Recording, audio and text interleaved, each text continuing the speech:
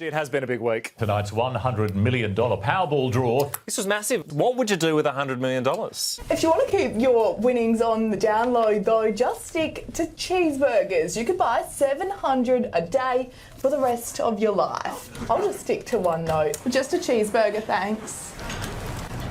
What was the point of that report? Watching her have her lunch. We're just watching a reporter eating her lunch by herself. Do you know what her next story was about? Money laundering, and it's just her picking up her dry cleaning. Is it really? Well done, Yasmin. Love your work. I'll tell you what, the $100 million was won by a mystery Queenslander. Ooh. And so Sunrise's Sam Payne hit the streets. Quick question, did you win $100 million last night? No. OK, have a great day at work. What are you doing, Sam? You're out of control. Although still less annoying than people juggling at the lights. That is true. That is true. Sam didn't find the winner. He did, however, he managed to find out some info. Did you win $100 million last night in the Powerball? I can't tell you, mate. I've just got out of jail. OK. Good news. Really? Was the bail $100 million? I think it jackpotted, amazingly. Moving on, it has been a big week overseas. Tonight from Chicago, the Democratic National Convention kicking off. Massive. Woo, and back home. The annual Australasian Mahjong Festival. Two big events. Board games, night of Gonna nights. Get Mahjong on. Yes. Let's stick with. Come on, Tim. I've never seen you more passionate. I love the tiles. You'd think it. Tell you what, ask me how I feel about Mahjong. How do you feel about Mahjong? Can't tell you, just got out of jail.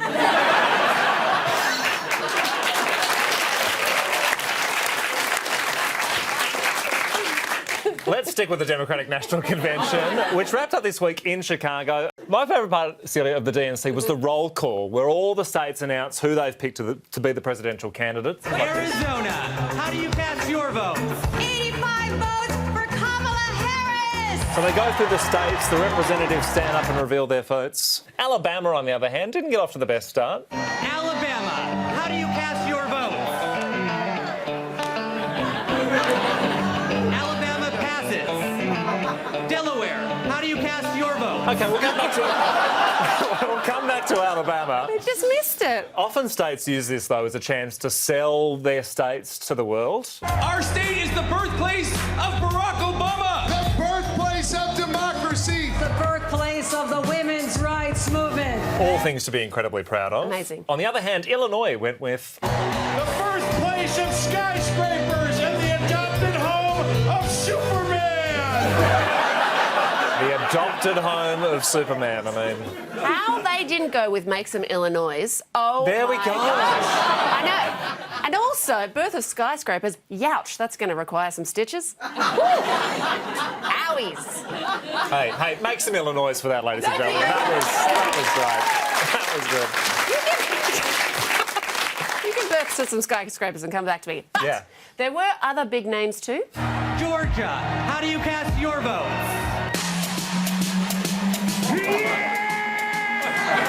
Ladies and gentlemen, we are here tonight to officially nominate Kamala Harris for president.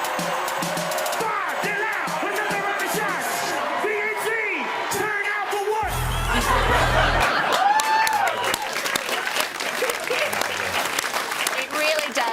It really does make question time look like shit, doesn't it? So that is the Democrats. Yes, and Republican Vice President candidate J.D. Vance was out and about. Oh. He was at a local bakery. Okay, good. Just everything, yeah. I mean, a lot of glazed here, some sprinkle stuff, some of these cinnamon rolls, just whatever makes sense.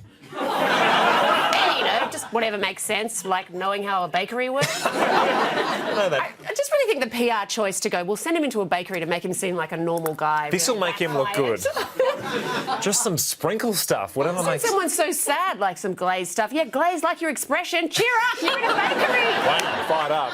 Well, the US election isn't the only election on at the moment. Live from Darwin on Larrakia Country, welcome to NT Votes. Yes, the Northern Territory election. It was held over the weekend, and as ever, the ABC had expert insights all night. From 6 o'clock Northern Territory time. A supposedly psychic saltwater crocodile has predicted Labor leader Eva Lawler will retain her position.